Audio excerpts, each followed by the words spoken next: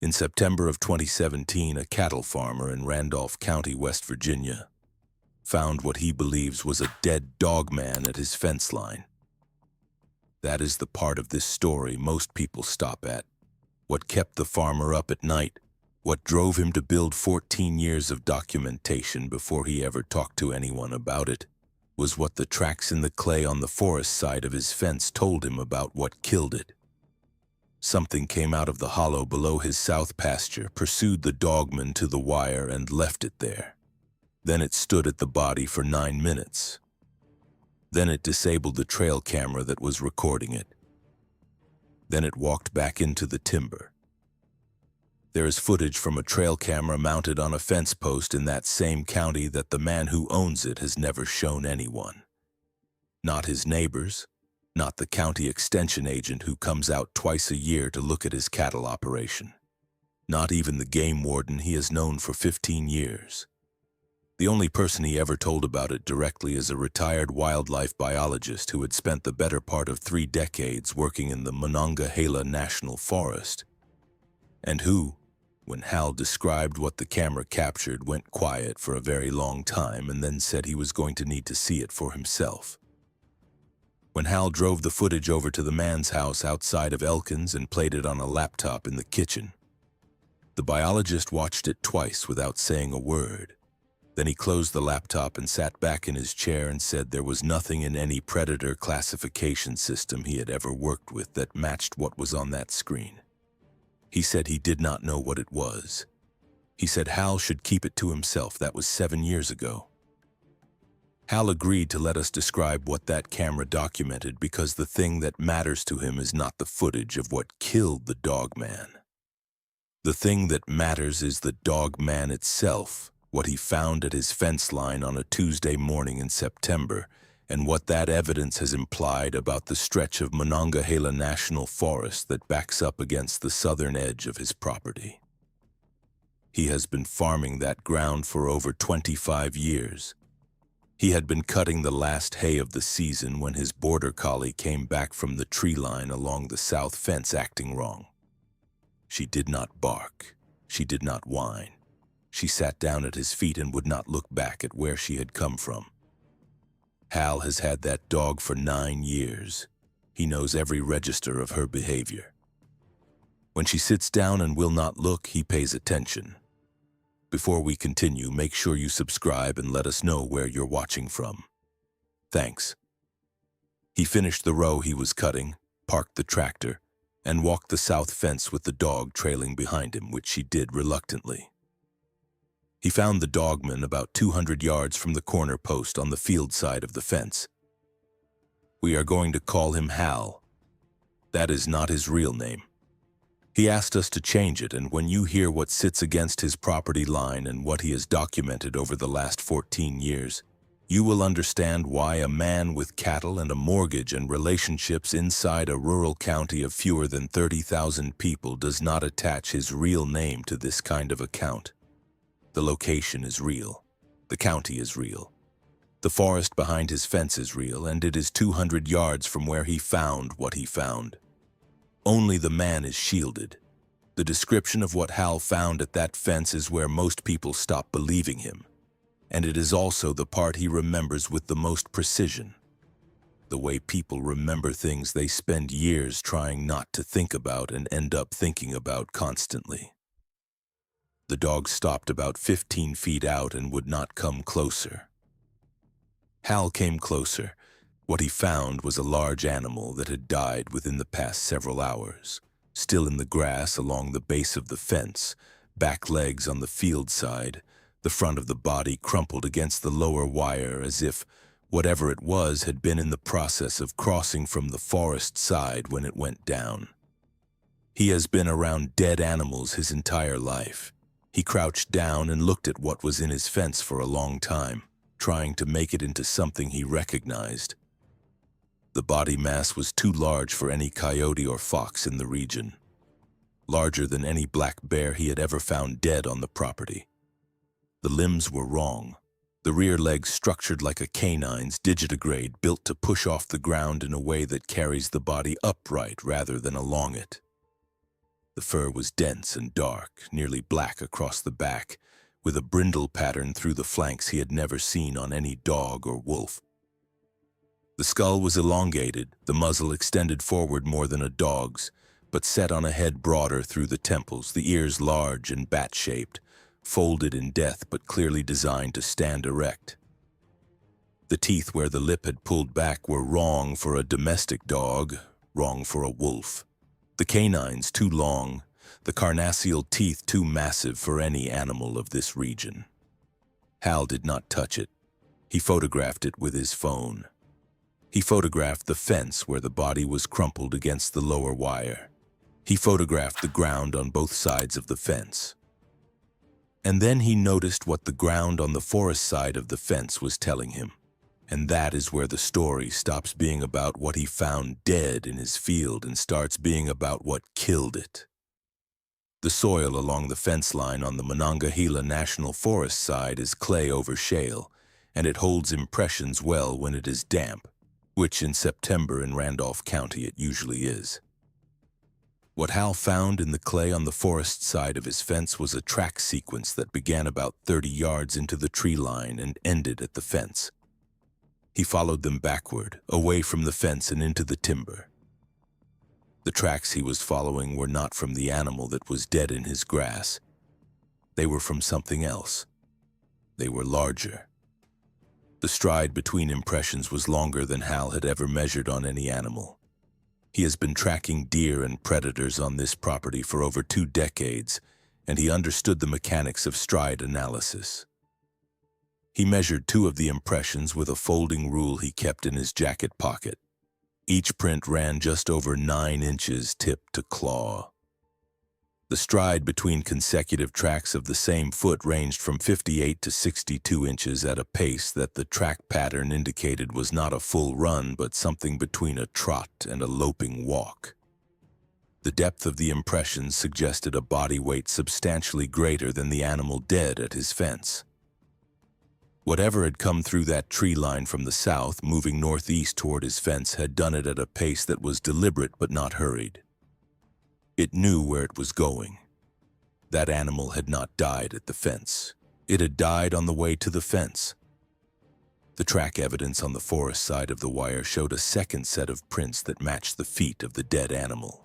Smaller, more canine, with a tread pattern consistent with a creature moving fast on 2 legs, sprinting toward the fence from further inside the tree line. The 2 track sequences converged approximately 18 yards from the wire.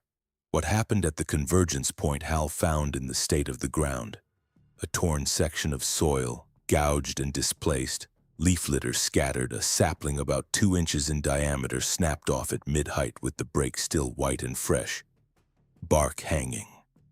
Whatever happened at that spot happened fast, and it happened hard enough to tear the ground and put enough force on a 2-inch sapling to break it clean. The dead animal had crossed those 18 yards to the fence after the confrontation, had hit the fence at a crawl, and had not made it over. Hal stood in his field for a long time. His dog would not come past the fence line to join him on the forest side. He walked back to his equipment shed and called the game warden he knew, a man he had worked with over the years on the coyote and bear problems that come with running cattle adjacent to national forest land. The game warden came out that afternoon. He looked at the animal, he looked at the tracks, he took photographs. He spent 45 minutes in the tree line following the track evidence. When he came out, he told Hal that the dead animal was consistent with descriptions of a large unknown canid that had generated 3 other reports from Randolph and Pocahontas counties over the previous 6 years. He said he was going to submit the photographs and measurements to the state's Division of Natural Resources office in Elkins. He said he would keep Hal's name out of it. He said he was not going to pretend he knew what made the larger prints, but that based on the size and the stride and the way the ground looked at the convergence point, he was treating it as a large, unknown predator, and advising Hal to keep his cattle out of the south pasture until further notice. The report went in. The DNR office in Elkins received it. logged it under unclassified wildlife incident, and sent back a response 2 weeks later that attributed the dead animal to a large domestic dog, possibly a wolf-dog hybrid that had been killed by a black bear. Hal kept the photographs. He still has them. The game warden, who is now retired and no longer in a position where a wildlife incident report could affect his career, told us this year that he never believed the bear explanation, and that he specifically noted in his original submission that the larger prints were not consistent with any bear species native to West Virginia. The DNR's response did not address the larger prints at all. What follows from here is the story of the 14 years of evidence Hal has accumulated from the southern boundary of his property, from before the morning he found that body in his grass all the way through last season. It is a story built on trail cameras and handwritten logs and the testimony of one neighbor, a woman named June, who owns the property adjacent to the east and who has her own reasons for understanding what sits in the Laurel Fork drainage behind both their fence lines. It is not a comfortable story, and it does not resolve cleanly. But it is the most thoroughly documented case of Dogman activity in the Central Appalachians that we have encountered, and the footage at the center of it, the footage Hal has never shown anyone except that retired biologist outside Elkins, is the reason we are telling it now. Randolph County, West Virginia, is the largest county in the state by land area, covering just over 1,000 square miles of some of the most vertical terrain in the eastern United States. The Allegheny Mountains run north to south through the county like a spine, and the ridges and hollows they create are stacked on top of each other from elevations of about 1,800 feet in the valley floors to over 4,000 feet on the highest ground. 176,000 acres of the county belongs to the Monongahela National Forest, the only national forest entirely within West Virginia's borders. Randolph is its headquarters county, and the Greenbrier Ranger District, based out of Bartow, manages the Laurel Fork North and South Wilderness areas, two designated roadless tracts split by Randolph County Route 40. That together cover nearly 12,000 acres of high-elevation terrain along the Laurel Fork of Cheat River. Hal's property sits at the end of a gravel road off Route 40 on the eastern edge of the agricultural valley that runs between the wilderness boundaries. The pastures run about 300 acres, with the south end bordered by a woven wire fence that Hal has repaired section by section over 25 years. On the other side of that fence, the National Forest begins. The Laurel Fork drainage cuts southeast through mixed hardwoods, and hemlock stands along the creek bottoms, with red spruce at the higher elevations. The terrain drops sharply from the forest boundary into the hollow, which means the tree line along Hal's south fence is the top edge of a slope that runs 300 feet down to the creek before climbing again on the far side of the drainage. The forest behind Hal's fence is not a gentle edge of woods, it is a wall. When you stand at the south fence and look into the timber, you are looking down into darkness that the canopy closes over within 30 yards of the wire. Elk moved into Randolph County in numbers starting in the mid-1990s after the state's reintroduction program, and the herd that uses the Laurel Fork area has grown substantially. Black bears are common across all of Randolph County. Bobcats move through the south pasture a few times each year. White-tailed deer are dense in the corridor between the forest boundary and the creek bottoms.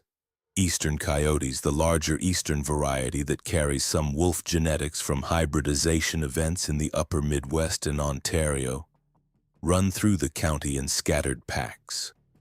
Gray wolves have not held a breeding population in West Virginia since before the Civil War, though dispersers from Great Lakes packs occasionally show up in trail camera surveys, and the DNR has documented individual wolf genetic signatures in scat samples from the highlands counties a few times over the past 20 years. Hal is aware of all of this. He has been watching predators work the fence line for a quarter century. He knows what a black bear track looks like on his cameras at night, how coyotes move through an agricultural edge in autumn, What elk look like at 2 in the morning? He logs observations the way a methodical man logs things he cannot afford to misread. Because misreading a predator situation on a cattle operation has consequences you measure in dead animals and lost revenue. He started logging because he was losing calves in the south pasture. He kept logging because the pattern of what he was finding did not match anything the county extension agent or the game warden could explain. The first trail camera Hal put on the south fence was a basic wild game innovations unit he bought at the farm supply store in Elkins, a passive infrared model that triggered on motion and heat. He mounted it on a fence post about 40 yards west of the corner post that marks the southwest corner of the property, aimed into the timber on the forest side of the wire. His reasoning was simple. Whatever was taking calves was coming over the fence from the south, and he wanted to know what it was and when it crossed. He pointed the camera into the forest because he wanted to see what was approaching before it reached the fence. For the first 3 weeks, the camera captured deer, a black bear that came to the fence and stood up against the wire before wandering off, and 2 coyotes that trotted along the forest edge about 60 yards from the camera. Then, on a Wednesday night in late October, the camera captured something it was not built to explain. The trigger fired sometime after 1 in the morning. The image was infrared. In the lower portion of the frame, about 35 yards from the fence, something was standing. Hal had hung a surveyor's orange flagging tape on a branch at the 5-foot mark on one of the trees in the camera's field of view. Whatever was in that image cleared the flagging by what he estimated at 18 to 24 inches. The silhouette was wrong for a bear. Bears are bottom-heavy. What was in this image was heavy through the shoulders and chest, with legs that carried the body upright in a posture that matched no bear Hal had ever photographed. The head shape was canine in profile, a muzzle extending forward from the skull, large ears set high. It was standing directly in front of the camera, facing it, and based on the geometry of the head position and the camera angle, it was looking at the camera. Hal says he sat in his kitchen with that image on his laptop for a long time. His wife, who has since passed on from cancer, came downstairs and looked at the screen and said she did not want to know what that was, and that she thought they should move the camera somewhere else. He moved the camera. He put it on the field side of the fence, pointed back at the wire from his side. Whatever was in the timber was welcome to keep the timber side. For the next 2 years, the south fence cameras captured irregular but repeated images that fit the same general profile. Large, bipedal, canine-headed, appearing in the infrared as hot signatures moving through the timber at the base of the slope. Always between 11 in the evening and 3:30 in the morning. Always below the ridge in the hemlock stands, never crossing the fence. The images were not crisp, but across 2 years of documentation, 12 separate triggering events showed a consistent profile in a consistent location, behaving in a consistent pattern. Hal logged each one. He noted on 4 occasions that the subject appeared to be standing still and facing the camera, which was not the behavior of any deer, bear, coyote, or elk he had ever captured on those cameras. No report went to the DNR. Hal had been farming this county his entire adult life. He knew what happened to farmers who filed wildlife reports about things the DNR could not classify. The form went in a drawer. The game warden came out, found no immediate threat to livestock, and the matter closed without resolution. He had watched that happen to 2 other farmers in the county, one with a predator problem on his sheep operation, one with a series of trail camera images that the extension agent attributed to a large feral dog before anyone looked closely at the leg morphology. Hal's logs were his own record, kept for his own understanding of what was using the land adjacent to his fence. In the spring of the 5th year of documentation, the behavior changed. The first indication was fence damage along the south pasture line, not the usual barbed wire stretch from deer jumping and not the woven wire distortion a black bear produces. These were sections where the wire had been pulled outward from the field side as if something had gripped the top of a fence section from the pasture side and pushed against it, testing whether it would give. It was stretched and deformed at a height of about 5.5 feet, and the ground below the deformed section showed impressions Hal photographed and logged with the note. Bipedal canine morphology, estimated shoulder height approaching 6 feet. He filed these incidents as livestock predation insurance claims under unknown large predator, keeping his insurance current while keeping him out of a conversation he was not prepared to have. The fence incidents were significant not because they indicated aggression toward his cattle, which remained undisturbed through this period. They were significant because of the pattern. 3 separate sections of the south fence showed the same type of deformation, spaced about 100 yards apart across a total frontage of roughly 200 yards of fence line. Whatever was pushing on the fence was doing it along a specific section of the boundary, not randomly. It was testing a specific portion of the wire, returning to the same locations, and doing it in a way that was consistent with an animal checking whether a boundary would hold, rather than trying to get through it. Hal interpreted this correctly, he thinks now, as territorial behavior, not aggression toward him or his cattle, but an assertion of interest in the section of ground on the forest side of the fence that happened to border his pasture. Something was making sure the wire was still there. June's property starts at the eastern corner post of Hal's south fence and runs east for about a mile before the forest boundary curves north. She inherited the land from her parents and runs a small hay operation on the fields, selling rounds to local cattle farmers, including Hal in dry years. She is in her mid-50s, has lived on that ground her entire life, and has the kind of practical knowledge of a working farm landscape that comes from spending 50-plus years watching the same tree lines and creek drainages through every season. She agreed to talk because Hal vouched for her to us, and because she has been carrying her own observations for over a decade and has her own reasons for wanting the information to exist somewhere beyond her own memory. Her introduction to what Hal was tracking came in the winter of the same year the fence incident started. She had been cutting hay stubble in her east field, the one that backs against the forest about half a mile east of Hal's corner post, when she saw something moving at the tree line in early afternoon. She thought it was an elk. She stopped her tractor and watched. What she was watching walked out of the timber, crossed about 30 feet of open ground at the field edge, and re-entered the trees on a different angle on 2 legs.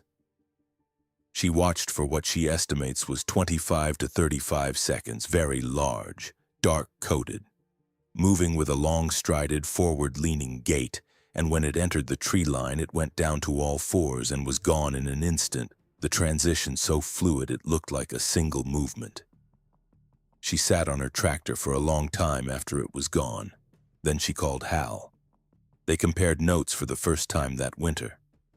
Hal showed her his trail camera images and his logs. June pulled out her own records, not as systematic as Hal's, but a series of notebook pages where she had been writing down unusual observations from her property since roughly the same time Hal started his documentation, prompted by a sighting of her own that she had never told anyone about, and that had preceded his fence camera work by about 18 months. Her first observation had been a set of tracks she found crossing the wet ground along the creek at the eastern edge of her property one morning in the fall. Tracks that did not match any animal she had ever seen on the land, that showed a bipedal gait pattern and a foot size she measured at 7.5 to 8 inches with her boot sole as a reference.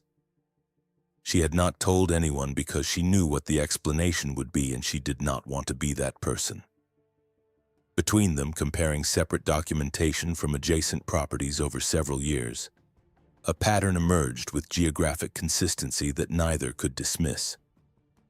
The activity concentrated in the section of the Laurel Fork drainage directly behind the southern boundary of both properties, a stretch of maybe 3/4 of a mile of fence line above a hollow Hal's family had called Kettle Run, after the small spring-fed creek that ran through the bottom on its way to the main Laurel Fork. Even in full winter, the hemlock canopy over the creek bottom held darkness well into the morning. The terrain below the fence was steep enough that hikers rarely came that way, preferring gentler grades along the main Laurel Fork corridor miles to the west. You could stand on the fence line above it and hear nothing from any road or structure.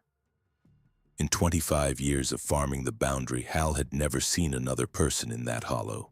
If you have hunted or hiked in the Laurel Fork area of Randolph County or anywhere in the back country between the Greenbrier Ranger District boundaries and the high ridges above the Dry Fork drainage, you know the kind of terrain I am describing.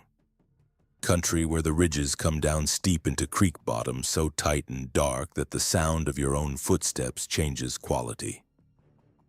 Let me know in the comments if you have ever had anything unusual happen out there, because the reports that have come to our attention from this section of the Monongahela National Forest go back further than Hal and June's documentation, and they are consistent in ways that are difficult to explain. The year Hal found the body at the fence was the year everything changed in terms of what he thought he was dealing with. He had spent 11 years assuming with decreasing confidence that the things in Kettle Run Hollow were a population of large, unknown canids.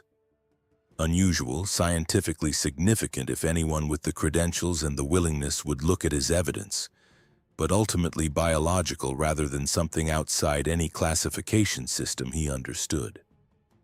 The body changed that assumption. The evidence at the fence that morning changed it. Not because of what was dead in his grasp, but because of what the tracks on the forest side of the wire told him about the scale and nature of whatever had put it there.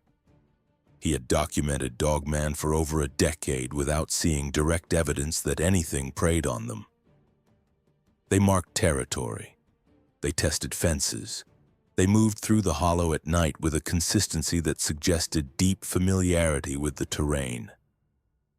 They never crossed into his pasture. They had killed calves in the early years before he understood the pattern, and he is still not certain those kills were from the creatures he had been documenting or from the coyotes that also worked the same edge. The Dogman, as he understood the behavioral profile from his cameras, was territorial and cautious and intelligent in ways that made it difficult to frame as a simple predator. It tested the fence but did not breach. It appeared and disappeared with a regularity that suggested not just an individual animal, but a population with consistent behavior over time. And now one of them was dead in his field, killed by something larger, something that had pursued it from deeper in the hollow, caught it within sight of the wire, and left it at the fence as a body, not as prey because the carcass was not fed upon. The killing had been decisive, severe trauma to the neck and upper back, consistent with what Hal had seen in the game warden's examination. But the animal was left where it fell. Predators kill to eat. Territory disputes between pack animals can produce kills, but they follow their own logic and occur within a species. What he found at the fence line was the result of a confrontation between two different things.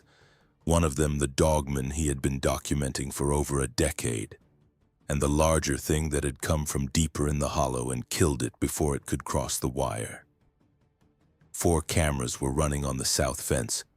3 captured nothing on the night before he found the body, which was itself unusual because a confrontation that tore the ground and broke a sapling should have triggered every camera in the area. The 4th, mounted on the corner post at the southwest boundary, had triggered twice in the early morning hours. The first triggering showed the body of the Dogman already on the ground against the fence, confirming the confrontation had happened before the first trigger. The second, about 20 minutes later, showed the fence line empty, and between those 2 triggers there was a period of approximately 9 minutes during which the camera's motion detector was being continuously activated, meaning a presence was holding position in detection range for 9 consecutive minutes, and yet the camera produced no image during that time. The camera's imaging function had been disabled, not the motion detection, which continued to log activations, just the imaging circuit. When Hal took the camera apart 2 days later to understand what had happened, He found that the infrared emitter array, the row of LEDs at the top of the unit that produce the light the sensor uses to capture nighttime images, had been physically pressed back into the housing until the connection broke. Pressure had been applied to the front face of the camera with enough force and enough precision to disable the imaging while leaving the motion detector running. To do that, it would have had to know which part of the camera did what. Hal sat in his truck with the disassembled camera on the seat next to him for a long time. The motion log said something had stood within range of his camera for 9 minutes in the middle of the night at the same fence post where a dead dogman was lying on the ground 6 feet away. It had stood there long enough to understand that the camera was capturing it. And then it had pressed the imaging array back into the housing and left. That afternoon, Hal drove to Elkins and called the retired wildlife biologist he knew. He told him what he had found. The biologist asked him to bring the camera and the images he had. They met at the biologist's house outside of town, and Hal brought the disassembled camera and the images on a thumb drive and the pages from his log that covered the previous 11 years of documentation. The biologist spent 2 hours with it. He asked questions, he looked at the track measurements in the log, he looked at the photographs of the deformed fence sections. He looked at the trail camera images going back to the first one, the infrared silhouette against the flagging tape. He looked at the image of the dead animal and the photographs Hal had taken of the track sequence in the clay on the forest side of the fence. And then Hal showed him the footage. The footage that was not on the trail cameras that the biologist did not know about yet, that Hal had captured on a dashcam he had installed in his farm truck 3 months earlier after a series of unusual incidents on the gravel road that runs from Route 40 down to his property. He had been driving back from Elkins on a night in June, taking the county road slow because the gravel was wet, when his headlights caught something crossing the road about 150 yards ahead of him. It crossed fast, faster than a deer, on 2 legs with a long reaching stride that covered the road, which at that point runs about 18 feet wide between the ditches in 4 steps. He estimated the crossing time at under 2 seconds. He did not stop the truck. He drove past the point where it had crossed and did not look into the woods on either side. He drove to his house and sat in the kitchen and eventually went to bed and did not sleep. The next morning, he found the dashcam unit he had ordered online 3 months earlier and had not yet installed. And he installed it that morning. He had ordered it after 2 previous nighttime drives home, where he had seen movement on the road that he could not identify. He had not installed it because he was afraid of what it might capture. It captured what it captured 2 months later in August, on a night when he was bringing the truck back from a neighbor's property where he had been helping move hay equipment. The road was dry. He was moving faster than usual, about 25 miles per hour on a road that warranted maybe 15 in the dark. The dashcam captured what crossed at the same point in the road, or close to it, and it captured it clearly enough that the biologist outside Elkins could not explain it, and clearly enough that Hal has never shown it to anyone else, and clearly enough that the biologist's only advice was to keep it to himself and be careful about who he told. He was careful. For 7 years he was careful, and now he is telling us. Not because he wants to go public in a way that draws attention to his property, which he still farms, which he still lives on, and where he still has cattle that he cannot afford to lose and a dog that will not walk to the south fence. He is telling us because he is in his early 60s and the documentation he has been keeping for 14 years deserves to exist somewhere beyond his own composition notebooks. And because the pattern he has documented in the Laurel Fork drainage of Randolph County, West Virginia, is the kind of pattern that should be known before someone who does not know what he knows walks into that hollow looking for a good camping spot. What the dashcam footage shows is what we will describe now, in the way the biologist described it after he watched it twice at his kitchen table in Elkins. The biologist is not given to dramatic language. He spent decades in the field identifying predators by their spoor and their behavior and their kills. He watched the footage and then he described it the way a man describes something he cannot classify but cannot dismiss. That description is what follows. The camera catches the subject entering the road from the south side at a speed the biologist estimated at somewhere between 25 and 30 miles per hour. The subject is upright, fully upright, head carried slightly low, arms moving in a counterbalancing motion. The height is clear relative to the fence posts visible on both shoulders of the road. It is carrying its head above the top of a standard cattle fence post while running in a forward lean, putting the full standing height well above 6 feet. The build is heavy through the chest, the legs clearly digitigrade, heel never contacting the ground. The foot pushes off the ball in each stride, an emotion the biologist identified as characteristic of large carnivora. The fur is dark. The head, visible for a fraction of a second as the subject crosses the headlights, is canine in profile. Muzzle prominent, ears erect. It crosses the road in 4 strides and is gone. The biologist told Hal he had spent over 30 years studying predator populations in the Monongahela National Forest and knew every large-bodied canid species in North America by its track pattern, its gait, and its kill sign. He said the subject on that dashcam was not a wolf, not a domestic dog, not a bear, not a human in any kind of gear or costume because the gait mechanics did not allow for it. The gait pattern was consistent with a large-bodied digitigrade mammal running bipedally as its natural mode of locomotion. He did not know what it was. He had 2 or 3 experiences over 30 years in the Monongahela that he had never filed in any report, and that the dashcam footage was consistent with those experiences. He said Hal should keep it to himself. Then he closed the laptop and poured coffee and changed the subject. The retired biologist's advice was not to stop looking. He said, "Do not share this publicly." He did not say there was nothing to find. Complicated implies there is something to complicate. Hal drove home from Elkins that afternoon with a clearer sense than he had ever had that the 14 years of documentation in those notebooks was evidence of something real. Not a classification error, not misidentified wildlife, not a combination of bears and shadows and wishful thinking, but a real thing that had been using the hollow below his fence line for as long as he had been farming the boundary, possibly longer, and something larger than the Dogman that had come from deeper in the hollow and killed it. That is what Hal cannot reconcile, and what the biologist could not reconcile, and what the 14 years of trail camera documentation and handwritten logs does not resolve: the hierarchy. The Dogman, as Hal had come to understand it from his cameras and his logs, was not a passive creature. It tested boundaries. It disabled cameras. It held position in the dark for 9 minutes while something dead lay 6 feet away. These are not the behaviors of prey.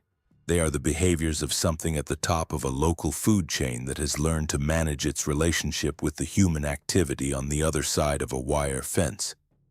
But something had killed one, efficiently and without feeding on it, and had come from deeper in the hollow to do it. Hal went back through his logs looking for anything that predated the body. He found it. In the 3 years before the body, there were 6 separate occasions when his cameras captured the Dogman on the forest side of the fence appearing to look back into the hollow rather than at the fence or the field. Not the usual posture, which was to face the camera or to move parallel to the fence, but turned away from the wire, facing the slope that descended into Kettle Run below. On 2 of those occasions, the motion logger recorded a second triggering event within minutes of the first, but the camera captured no second subject.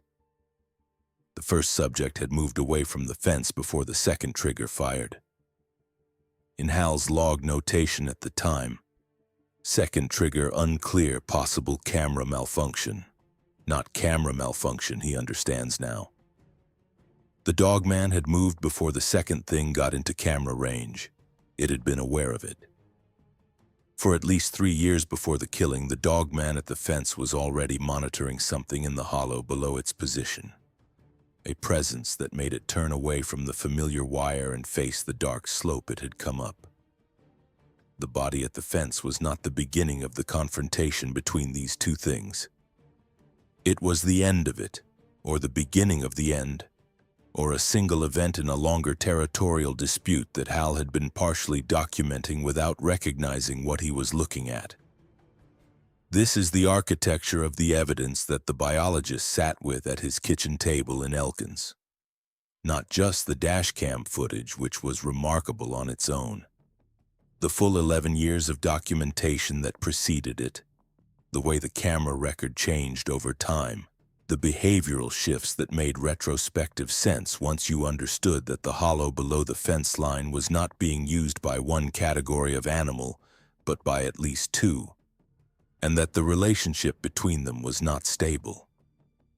The Shawnee and the Lenape, the Delaware, both used the Allegheny highlands of what is now Randolph County as hunting ground through most of the 1700s, before pressure from colonial settlement and war pushed them west across the Ohio. The documentary record of their presence in this specific section of the highlands is not extensive because these were hunting parties rather than settled communities, and they did not leave the kind of archaeological footprint that established villages leave. But the Randolph County Historical Commission's published records note that the Shawnee used the Tygart Valley corridor as a major travel route, and the Laurel Fork drainage runs perpendicular to that corridor in a section the historical record describes as particularly productive deer and elk range. People moved through this ground. They camped in hollows like Kettle Run. They knew what lived in the forest here. Among the Lenape, the wolf clan, called the Munsee or the Tuxeet by scholars of Lenape culture, carried a wolf as their clan emblem with a relationship to wolfkind that ran deeper than symbol. The wolf clan people understood themselves as standing in a particular relationship to canine beings they recognized as real presences in the landscape. The French who encountered the Lenape in the colonial period called them the Loups, the wolves, because that association was so fundamental to Lenape identity that outside observers found it the most defining characteristic. The wolf clan's traditional territory included the stony highlands of the northeastern mountains, terrain that covered the Allegheny ridges of what is now West Virginia before the Lenape were pushed north and west. When the Lenape described beings in the deep forest that walked between two postures, that moved with purpose through territory they knew and humans did not, that required respect and distance, they were describing an animal tradition developed over generations of observation. Shawnee tradition of the wolf dance, documented by ethnographers in the 19th and early 20th centuries, treated wolves and wolf-related beings as powers that existed independently of human belief in them, and that had established relationships with specific territories over periods of time that dwarfed any individual human lifetime. When a Shawnee hunting party moved through a hollow like Kettle Run, the question they were asking was not whether wolf beings used this terrain. The question was how to move through terrain that was already occupied without provoking a response. The protocol was not fear, it was acknowledgement and respect. You moved through someone else's ground, and you signaled your awareness that it was someone else's ground, and you did not pretend otherwise. The European settlers who arrived in Randolph County in the late 1700s brought the assumption that wilderness was unoccupied until humans occupied it. The first German-descended families who settled the Tygart Valley built their farms at the edges of the same hollows the Shawnee had moved through for generations. The Laurel Fork drainage was logged beginning in the 1880s by the Laurel River Lumber Company, stripped bare and then acquired by the Forest Service over the following decades. The hemlock and hardwood Hal looks down into from his fence line is second growth. The oldest stands perhaps 80 to 90 years old. But the hollow is old. That creek is old. And what uses terrain is not dependent on the age of the trees above it. Godfrey documented a consistent behavioral pattern across Dogman reports from the Great Lakes region over 30 years.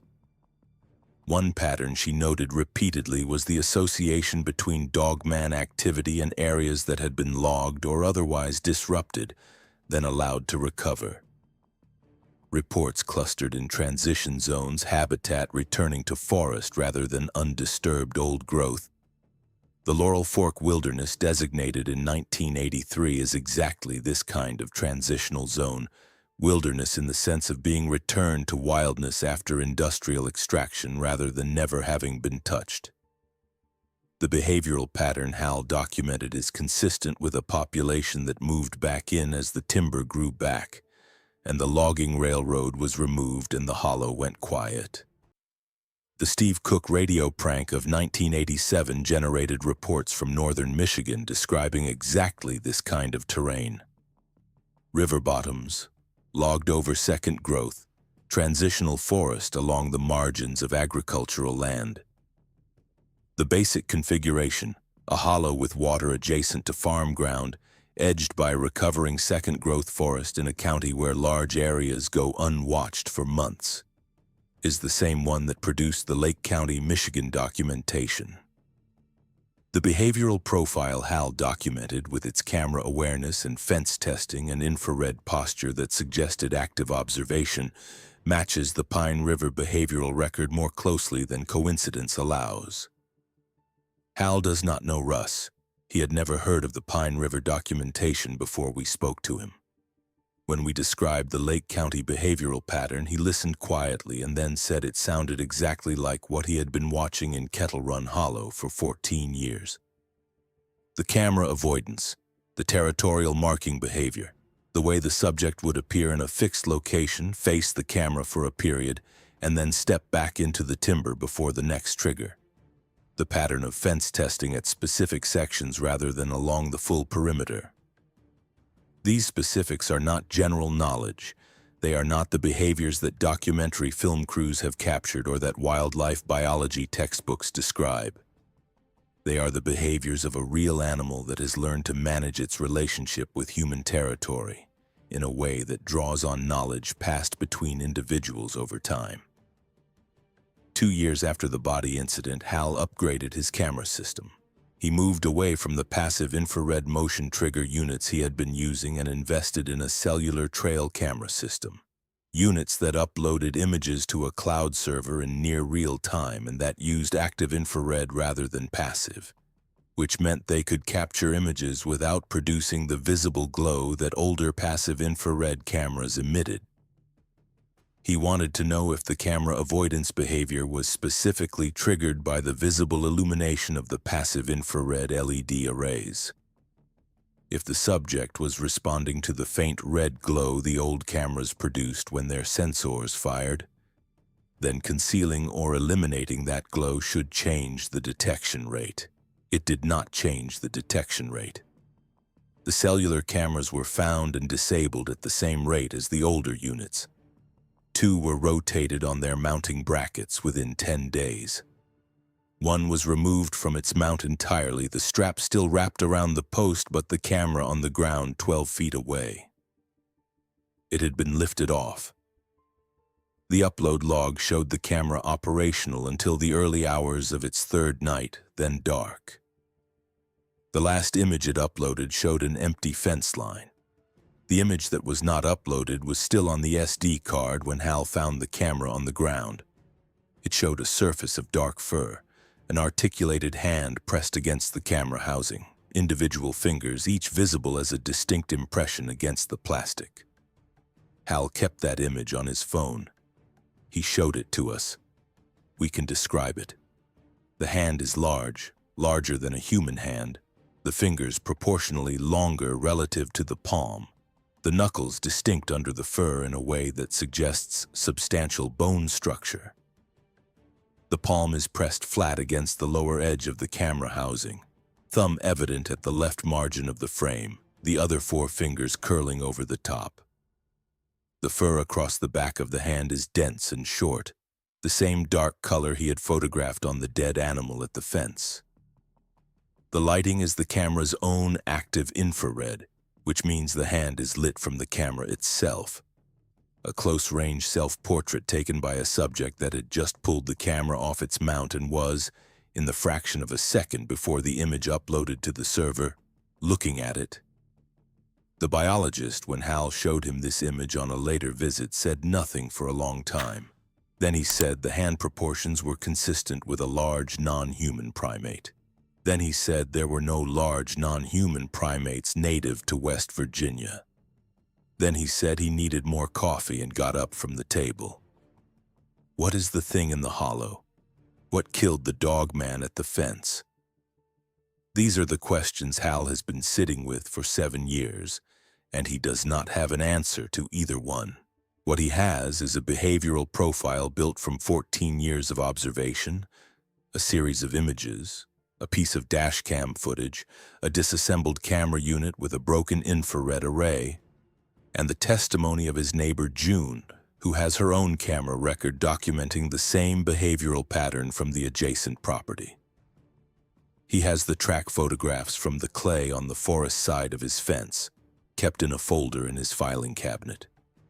He has the motion log from the disabled camera that shows 9 minutes of continuous activation with no corresponding images, because the imaging circuit was pressed back into the housing by something that stood at his fence post in the dark for 9 minutes with a dead Dogman at its feet and chose to disable the camera rather than leave. That choice is what he comes back to. He thinks about territory the way farmers think about it, as ground that has to be maintained and defended. But that also has to be managed in relation to what neighbors are doing on their side of the line. His south fence is the wire between his operation and whatever lives in the hollow below. For 14 years, the relationship across that wire has been a managed one.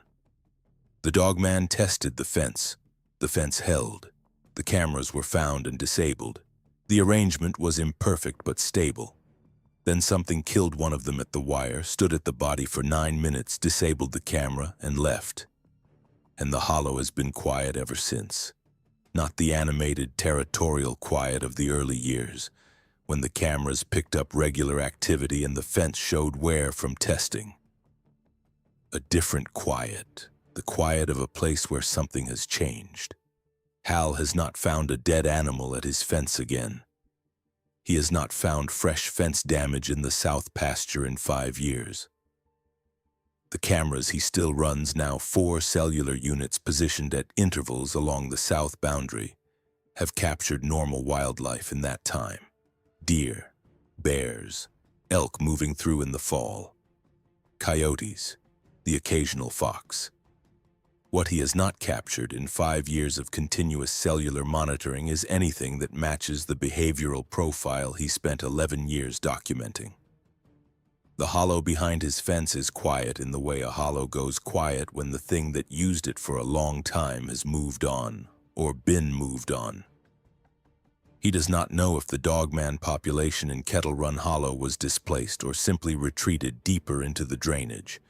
He does not know if the thing that came up from the hollow and killed at his fence is still using the terrain, or whether it is gone too, or whether what happened at his fence line was the end of something that had been building between those two things over years of documented behavioral change. He does not know, and the retired biologist does not know, and the DNR's bear killed a large dog explanation accounts for none of what the cameras and the logs and the dashcam footage actually show. What Hal does know is what June told him the spring after the incident, when the hollow had been quiet for 6 months. She had come across a reference in the Randolph County Historical Commission's materials to an account from an early German settler family that established a farmstead in the Laurel Valley in the 1790s.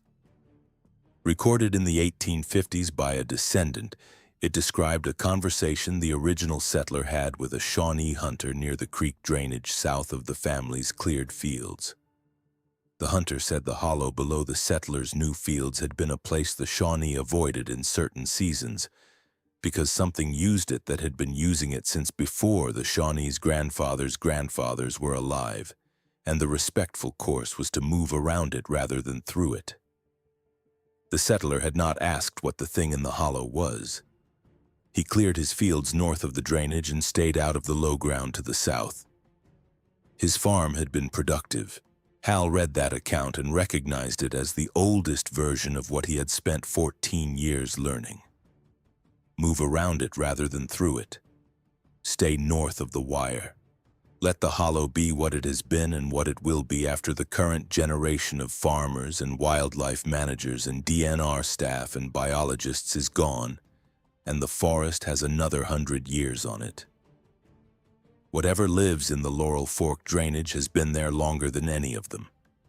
It managed the logging era by retreating and returning. It has managed the National Forest designation by existing in the terrain the wilderness boundary encloses, terrain that sees fewer human visitors per year than any comparable wilderness in the eastern United States. It will manage whatever comes next. The institutional silence around what Hal has documented is not a conspiracy.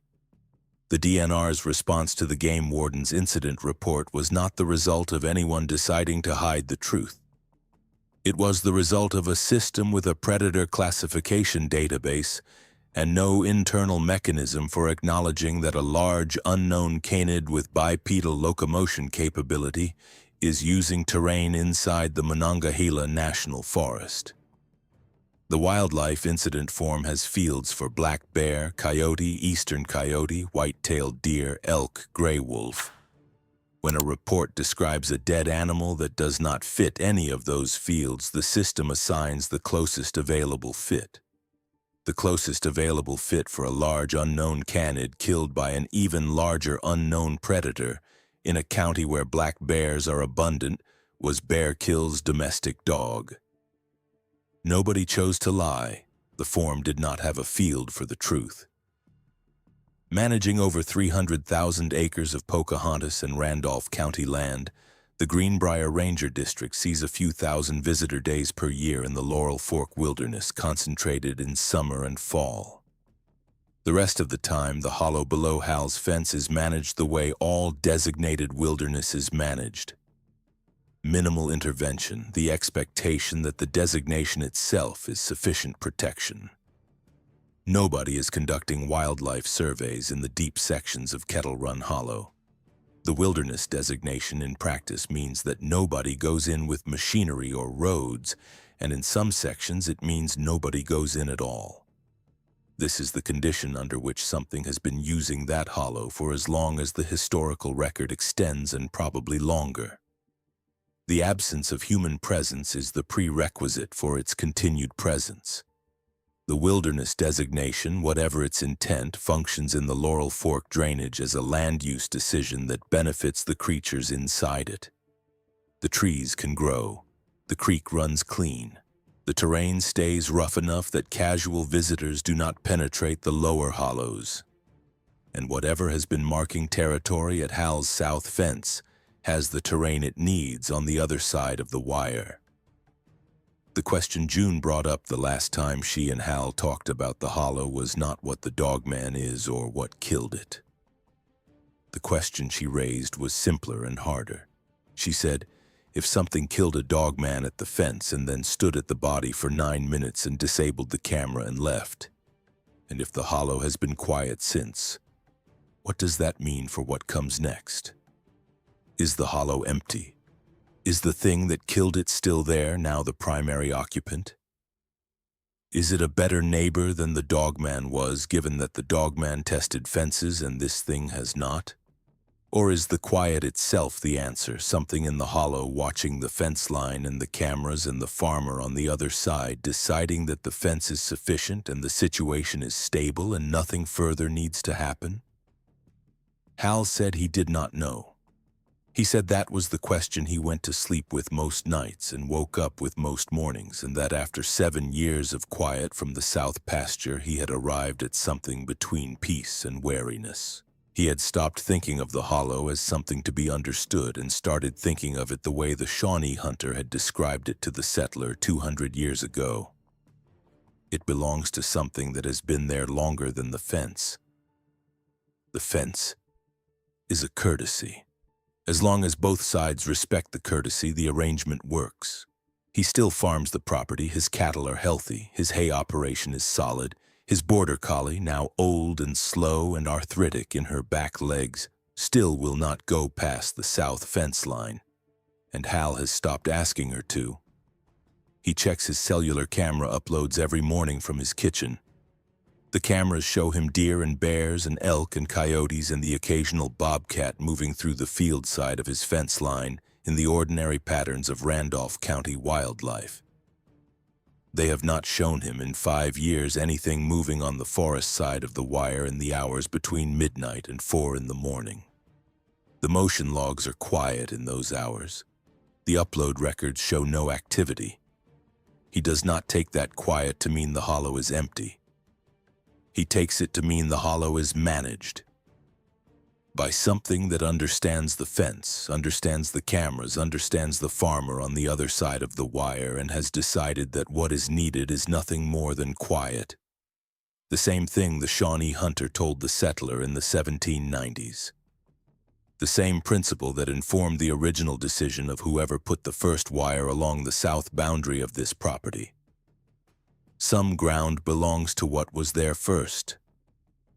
The wire marks the edge of what Hal can reasonably claim. The hollow marks the edge of what something else can reasonably ask him to respect. The dashcam footage is still on a hard drive in Hal's house in Randolph County. The trail camera images go back 14 years. The composition notebooks sit in a filing cabinet in the equipment shed, the pages smelling of the dust and hay chaff that gets into everything on a working farm. The hand image from the cellular camera is still on Hal's phone. He has not deleted it. He told us one more thing before we ended our conversation. He said that in the spring of last year, working the south pasture on a warm evening in April, he had seen something at the tree line. Not on the cameras. With his own eyes from the seat of the tractor at a distance he estimated at about 150 yards. A shape at the edge of the timber at the point where his south fence meets the forest boundary. It was standing upright, partially screened by a stand of young poplar. And it was watching the tractor. He kept driving. He did not stop the row he was cutting. He did not pick up his phone. He did not look directly at the tree line for the remainder of that pass. When he came around on the next pass, the shape was gone. He said the only thing he felt in that moment was the same thing he had felt every time in 14 years. That the evidence told him he was being observed from the other side of the wire. He said the word for it was not fear exactly. It was the feeling you get when you understand your own position accurately. You are a farmer on the north side of a fence. There is something on the south side that has been there longer than the fence, longer than the farm, longer than the county and the forest designation and the logging era and the settler history all stacked together. It knows you are there.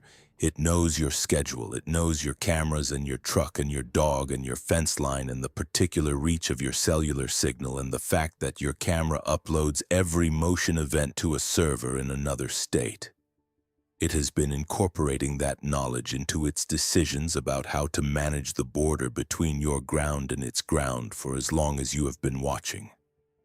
And it has decided for now that the fence is enough, whether it stays enough, whether the quiet that has settled over the south pasture in the last 5 years is permanent or provisional, whether whatever lives in the Laurel Fork drainage is done at Hal's fence or is simply waiting. He does not know. He has stopped expecting to know. He manages his cattle and cuts his hay and checks his camera uploads and lets the hollow be the hollow. Some questions do not have resolutions. Some ground belongs to something that was there first, and the best you can do is acknowledge the wire between you and it and not pretend the wire means more than it does. The hollow is still there. The Laurel Fork Wilderness is still there, 12,000 acres of designated roadless terrain in the Greenbrier Ranger District of the Monongahela National Forest, split by County Route 40, bounded on the north by the farms that have been working this ground since the 1800s. Hal's fence still runs along the south edge of his pasture, the wire his grandfather put in, repaired section by section over 25 years. The creek still runs through Kettle Run Hollow.